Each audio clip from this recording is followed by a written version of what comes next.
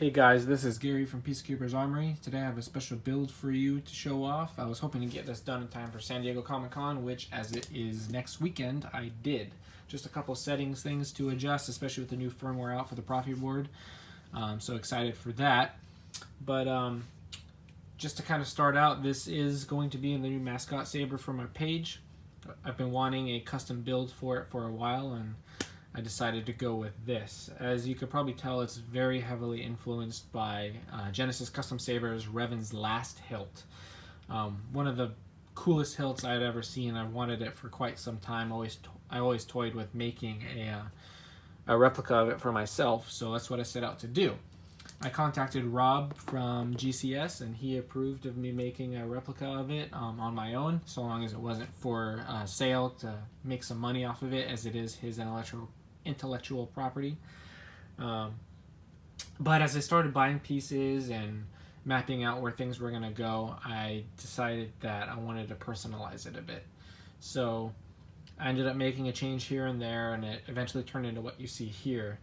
I had a lot of help on this build. I'm not a metal worker myself, though it is in the plans. I have a lathe I'm working on to restore it, get it back up to speed, and by that I mean working.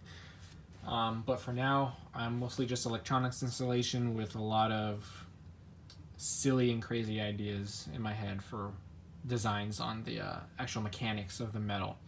If you remember my Beauty and the Beast saber, that's where I wanted to try and do a sliding shroud to reveal the crystal on the inside, which turned out pretty good with Dale's help. Dale from Shadowcrest Designs, and so I enlisted his help on this one today. So what he did for me, he did the etching on the hilt, he created the claws, and the powder coating for me. Now, powder coating was really cool because, as you can see, it's a sort of weathered powder coat. So he was able to chip it away before it was fully cured, or at least that's how I understand it, to get the look and the illusion of a weathered handle. So that turned out really great. He did the claws, which turned out pretty good, and the etching, which we'll see more of it on the inside of the hilt, which leads me to the chassis, which was done by Gary Morris. So I commissioned a brass and aluminum chassis for it, and it's a gorgeous crystal reveal. Absolutely love it. And somewhat modular, so if I make another MHS hilt, I just have to tweak the emitter to fit the plungers there you see for the switches, and then I'll be able to pop that in there if I want with some set screws. So I'll explain everybody else who helped as I go through it. So just to kind of show it off a little bit, as you can see, this is a MHS emitter. It's got windows milled in there by Gary Morris as well. And then so that allows shine through for the blade once it comes out.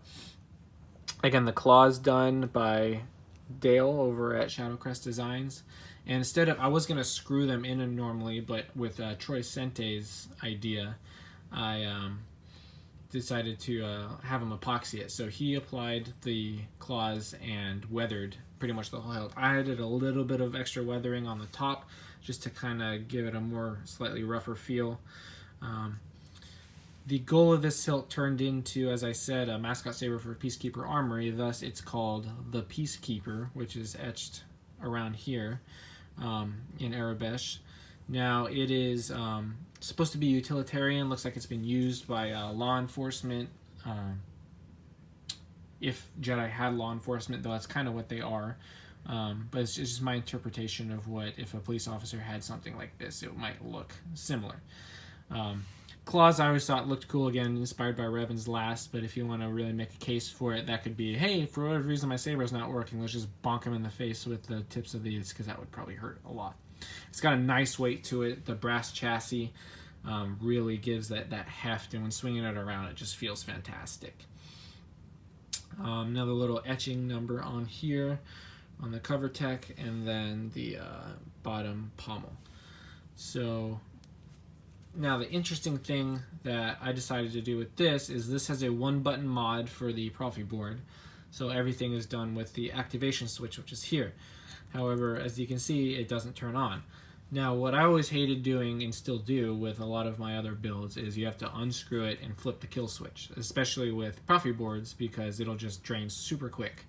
It has a decent shelf life now, but nothing like deep sleep, which will be fixed in the future, I'm sure. But I decided I wanted to do a kill switch on the exterior so I can tool around with it. If I take it to Disneyland or like Comic-Con, I can just turn it off when I'm not using it and not have to unscrew it every time. So I looked into the momentary latching converter, which turned out to be perfect what I needed, assuming I have the space, which I barely did. So this secondary auxiliary button is, instead of an aux button, it is the momentary latching converter switch. So you push this and then it will activate the battery. So it's in between the battery and the board, so it essentially acts as a kill switch. Now it's on. So now the crystal's pulsing on the inside. It's got accent LEDs going on in there, which I'll show you in a minute. And then it can turn on. So that was perfect for me, for my needs. It worked out awesome, and I'm very pleased with that. As you may have seen, there is some lights going on the inside. So I do have the Dimitri Shtok NPXL connectors in there with the little 3D printed blocker or light diffuser. So that turned out really nice. I like that. I can put whatever blade plug in there I want. I do need to get a one that works for this. I don't want it to block the windows when it's in, but still have a nice effect on the inside. So that's in due time. Let's see. So to get on the inside, oh, actually, we'll start here. So you can see the chipping that Dale did on the PC before it was fully cured, and it turned out really nice. Just kind of gives it that used look, like it's been thrown around a bit, but still pretty well taken care of. So we'll start going on the inside. And this is going to be the brass chassis, which I did have Dale etch as well.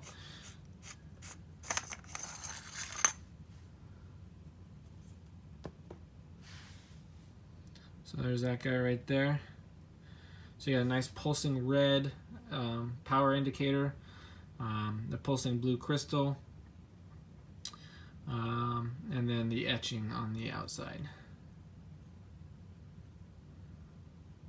So Troy also fashioned a more custom centerpiece that holds the crystal in brass as opposed to aluminum, which it was, and it turned out really nice.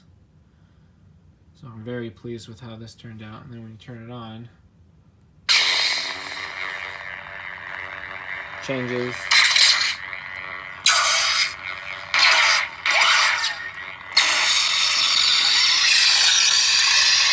I'm always playing with the settings here. I still got a few things to change, but and then when you hit the auxiliary button, kills the saber. Now, I also wanted easy access to the board, so I don't have to take this completely apart, which I'm going to show you here in a minute, in order to change the settings. So I want to be able to change them pretty quickly and on the fly. So I had Troy fashion me this quick release speaker so that I could do such a thing. So I'm going to set this down up here. So what you do is, it's press fit right now. You just got to pull it out like this. I got a quick detach for the speaker. And then you have access to the board right there. Easy peasy. You can get the SD card, you can plug into the board. Super easy to do. And that's also what you have to do to be able to take the whole chassis out. So you don't have to do this next part, but I'm going to just for the show and tell aspect of it. But the top piece does come off. It's nothing super special. It's just more of the brass chassis. So I figured I'll show it there. The chassis itself is attached to the emitter. Make sure that doesn't roll away too far, which it is.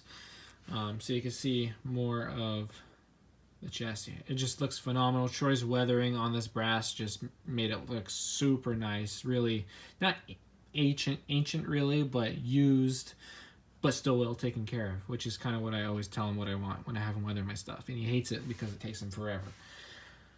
So I got 3 set screws holding it on. I'm not going to take this out to show you the connector on the inside, but it is fully removable with these plungers. They'll fall out. I'm going to take some pictures and put them on my page, fully disassembled, so I'll show you that. But I will show you taking this out, assuming I have the right Allen key with me. Nope, not that one. And this one looks like it's too big. Yep, of course. That's what you get for trying to be prepared. So, give me 1 second.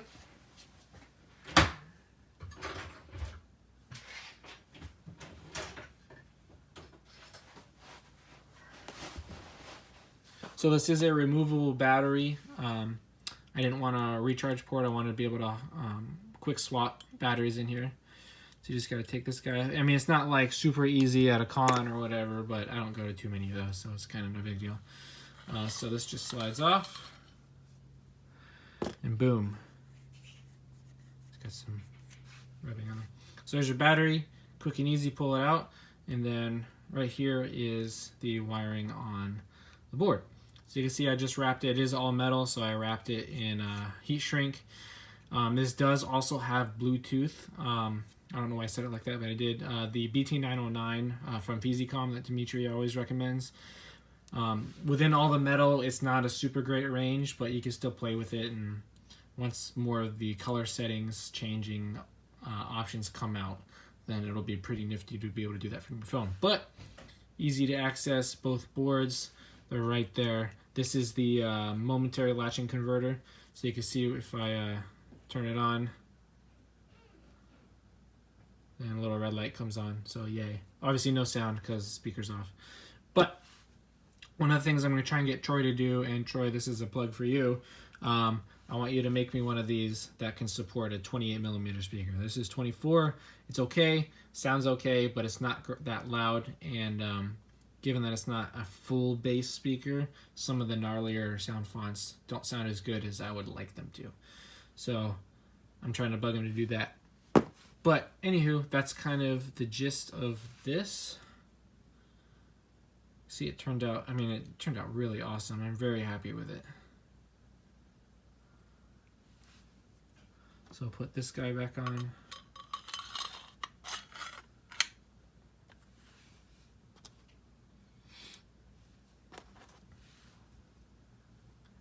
So like I said, this does have the proffieboard inside, and it does have the Shtok NPXL connectors, the BT909 Bluetooth, momentary latching converter, and the 24mm speaker. So I'll take some pictures of all this, and then actually let me show you with the blade in real quick. Boom. Of course, now this isn't going to go in very easily. I gotta shove the wire back there.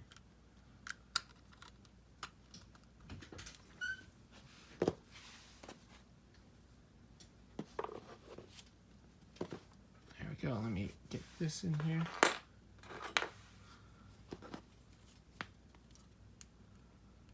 So I have the NPXL connector wired in a series so that it just basically replicates the blade. Not replicates, but it's like the first 5 pixels of the blade.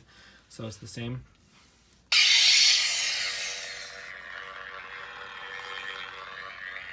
So, oops, that was kill switch. Ha!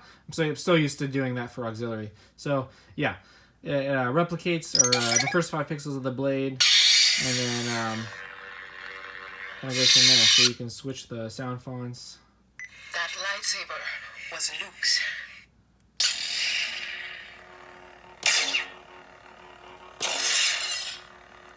So again, it turned out really nice, and I keep saying that because I absolutely love it. Can't wait to show it off at Comic-Con. And yeah, that's pretty much it. Again, I'm going to be posting some pictures here in a little bit. Thank you to everybody who helped. Gary Morris, Dale Snyderhan, Troy, and Rob from Genesis for the couple little pointers.